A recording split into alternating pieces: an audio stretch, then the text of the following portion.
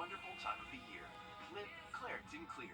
There is a full moon in June, and Wrdw Toyota has gone car crazy. Crazy huge discounts, crazy huge incentives. Over 200 Toyotas to choose. 4-wheeler, Super, Sienna, and more. Wrdw Toyota.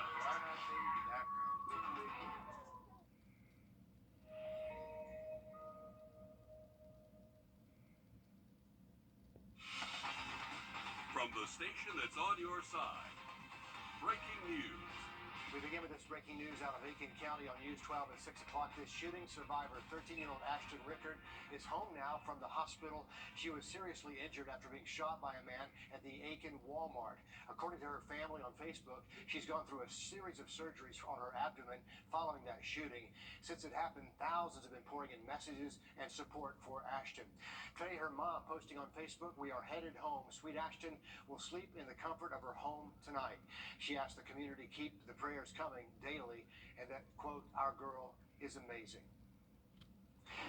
Meanwhile, community support continues trickling in. We are live at the American Legion Post 26 on Old Airport Road in Aiken, where people are invited to stop by and leave a card or other well wishes for Ashton and her family as they continue to recover from that shooting. You do still have some time to get over there and be part of that support. Meanwhile, a bigger cause grows. During surgery, Ashton needed more than 14 units of blood. All of it came from our Shepherd Community Blood Center. Now you have the chance to help give back. Here's Taylor Martin. 14 is how many units of blood Ashton Riker received in just her first surgery. And with Saturday's blood drive, you can play a vital role in helping fill hospital shelves with blood to help someone like Ashton.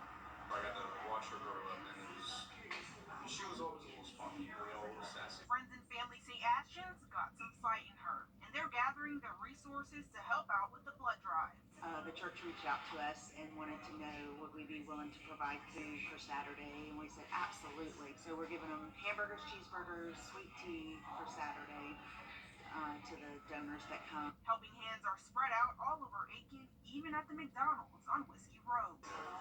We can sit here, giving out burgers and fries all day, taking people's money, do whatever. But, at the end of the day, what matters is, the heart. Giving back in honor of Ashton at a time when blood is needed most. So every day this week, our local hospitals right here in the CSRA have asked us for blood units that we've just not been able to provide. There are folks like Ashton who are still in need and who may need blood in the future. And you never know when or if it could happen to you. So her friends say, please give. Please, because you don't know when your family member is going to need, blood. If you'd like to donate blood, the blood drive will be on Saturday at Mercy Church from noon to 6 p.m. And we'll have information about it on our website, wrdw.com. Reporting in Aiken, Taylor Martin, on your side. And again on Facebook, Ashton's mom says she's scheduled for surgery next Thursday to repair 3 fractured bones in her wrist. And don't forget, as Taylor mentioned, that blood drive is coming up on Mercy Drive in Aiken this Saturday. Live pictures now from a breaking news scene in Aiken County. A shooting happening there this afternoon. This is the scene. This is Old Friar Road, about 3 miles north of the Aiken city limits. We know one person has been detained in this. The Aiken County Sheriff's Office is on the scene. The coroner is also on the scene of this deadly shooting. They're still trying to work out the next of kin and find those people. When they do, they're going to be able to release the victim's identity. To weather now, as we check in, take a look outside from our Wheeler Road location. Things are dry out there right now. 70s and upper 60s by about 10, 11 o'clock tonight. Full check of the forecast coming up in just a few minutes. A Richmond County deputy jailer arrested and charged for alleged sexual misconduct. Investigators say it happened in an interview room with a female from the Public Defender's Office. Joseph Clark is now facing criminal attempted aggravated sodomy, false imprisonment, sexual battery, and more. The Sheriff's Office says they learned about the incident on Wednesday. Clark started his employment with the Sheriff's Office back in October of 2020.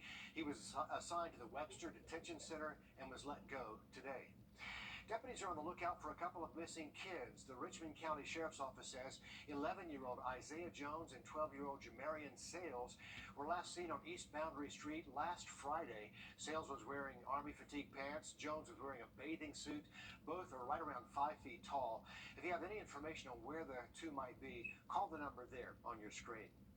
From Payne College to the Masonic Lodge, historical monuments and placards are disappearing or have been damaged. Most of the damage starts on Broad Street and grows by the time you hit Green Street. Hallie Turner spoke with people who live in the area about those frustrations. Take a look at this. It's the Spanish-American War Monument right here on Green Street. And nearly 2 weeks ago, this bronze emblem could be seen shining bright in the summer sun. And now it's just one tug away from facing the same damages as 2 other monuments in Augusta. A peaceful walk ends with an unfortunate wake-up call. When I was walking down here the other day, there was a dirty towel covering it up, and I stopped and I looked at it and I realized that someone had tried to use a dirty towel to pry off this bronze monument to people who died for this country over 100 years ago. Less than 400 feet away, pieces of cement are all that remains of a bronze Bible that was once on the Masonic Lodge monument. Why in the world would anyone defame a Masonic memorial? It's kind of like grave robbing. It's horrible. Leaving a hefty price tag. There's at least $2,000 worth of damage that has been done to this monument. Impacting more than just those who put them there. It affects all of us. It affects the property values. You know, it affects our safety. It affects our security down here. And it just creates the image that nobody cares. They're calling on the city. Really wish we would hear from our officials just to say, well, this has got to stop. Now the Masonic Lodge has to cut back on scholarships. We're getting ready to give out 14 $1,000 scholarships. But now that this emblem's been stolen, it's going to cost us a couple of scholarships. at the end of the day, Fishman says, This needs to be a walkway and a corridor for people all over the Southeast to look and visit Augusta and see what has happened in the history of Augusta through the ages. In Augusta, Hallie Turner on your side.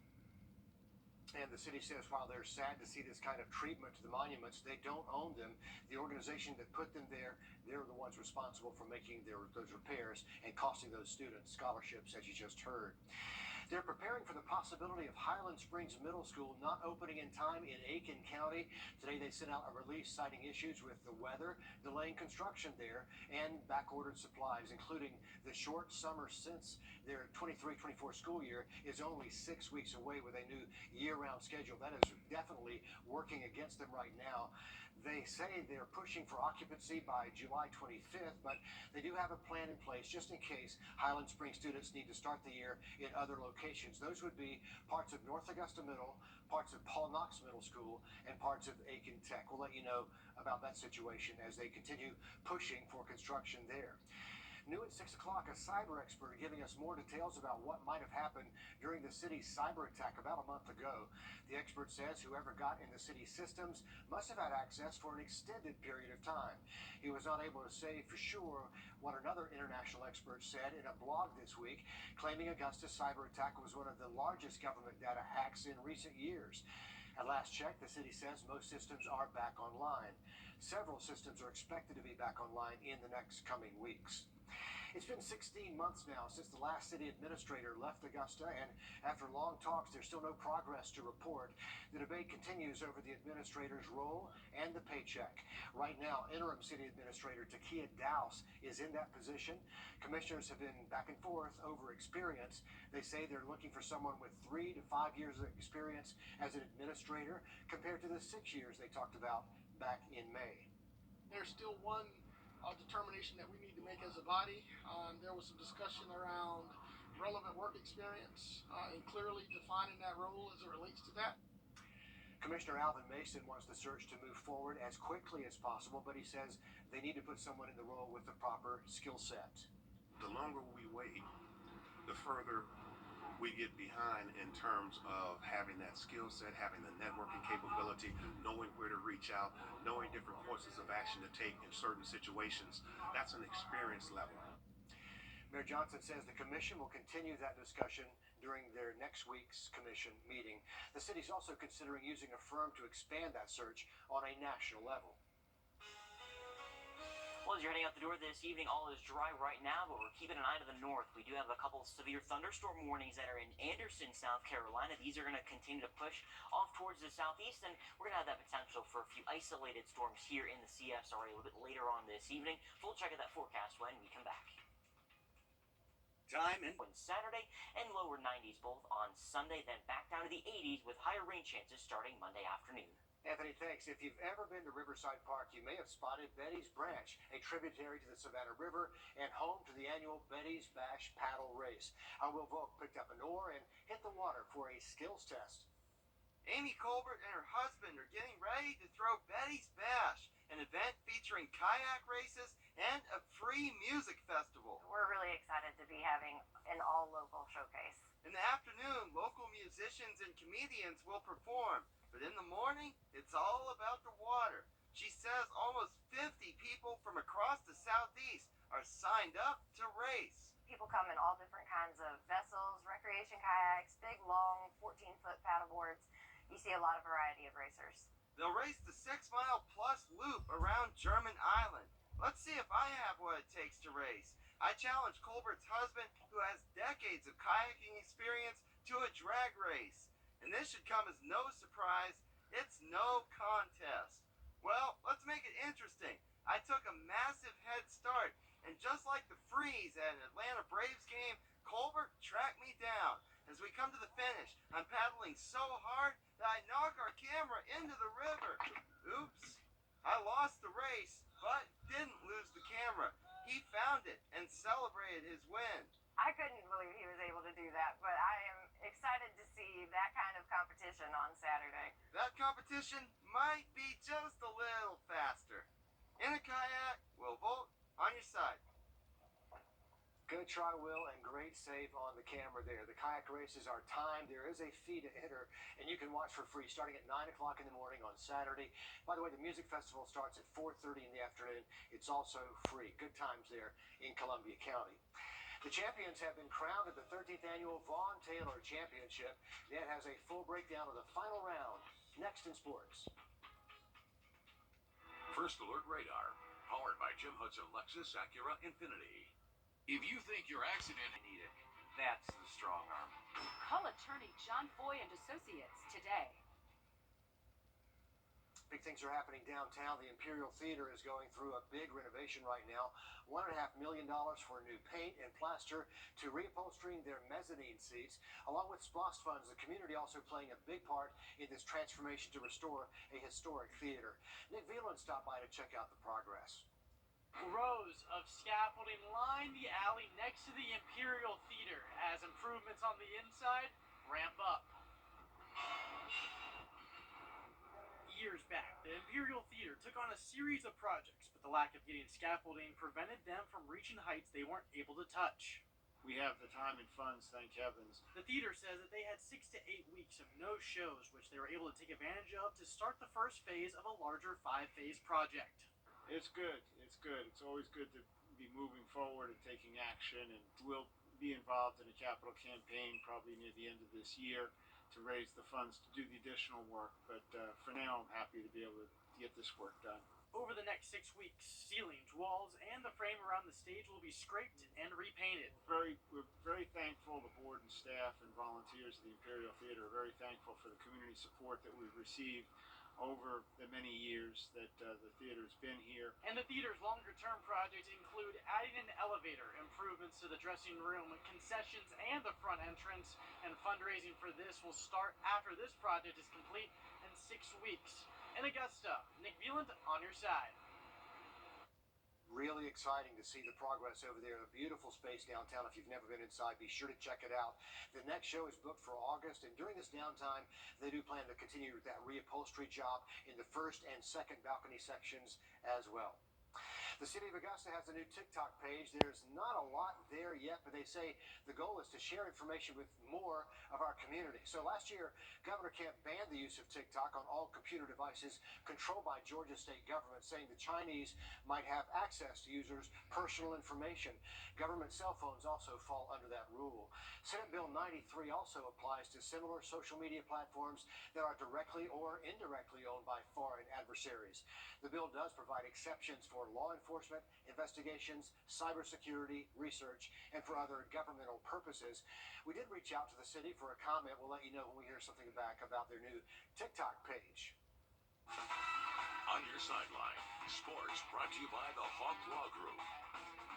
After 3 days of navigating the greens and the weather, the boys and girls champions of the 13th annual Vaughn Taylor Championship have been decided. At 12 years old, Augusta's Tyler Newsom is the youngest player in this year's field. He finished this tournament by sinking a long putt on the 9th green, ending his day at 11 over. On 7, after a solid approach shot putting him in range of the cup, Nathan Martin wrapped up that hole with a 2-putt par. Martin finished 6 shots back of the lead at 1 over. The battle to decide the boys champion came down to the final hole. On 18, Mateo Desmond was a man on a mission today. He shot a 66 in the final round, helping him catapult into the lead at 5 under. 2 groups later, Duluth, Georgia's Sahish Reddy had the opportunity to force a playoff here, but his putt just has a little bit too much on it, so Mateo Desmond wins his first AJGA event. It was a tricky course. It's tight off the tee. That's where I struggled the first couple days, but I finally put in some work here on the range this morning and got the driver sorted out, and that's where today's round came from. On the girls' side, Lucy Yuan dominated the field all week long by finishing 8 shots clear of the rest of the field at 8 under. The San Diego native put her back-to-back second-place finishes in the rearview mirror, claiming the top spot. I'm just really grateful for this opportunity and this experience. I came into this tournament not knowing anyone in the field, but I came out this week making some new friends, and I'm happy about that. I'll probably see them in my future summer events. All right, big congratulations to her as well. And as we go through the rest of this evening, any outdoor plans, we are going to talk about some dry conditions, at least for now. But keep an eye to the north with a few thunderstorm activity going on along I-85. These storms are going to sink into some of our counties a little bit later on this evening. We'll time out the storms one more time when we come back.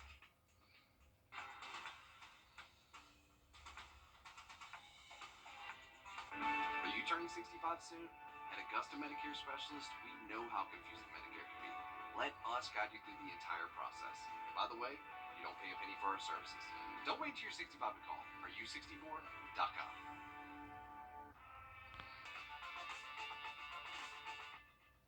All right, what do we got? Looks like 64 yards to the pin. About 64 mile per hour winds. Dude, there's no wind. Hand me my 64-degree wedge. What's in with you at 64? Are you 64.com? All right, welcome back. We do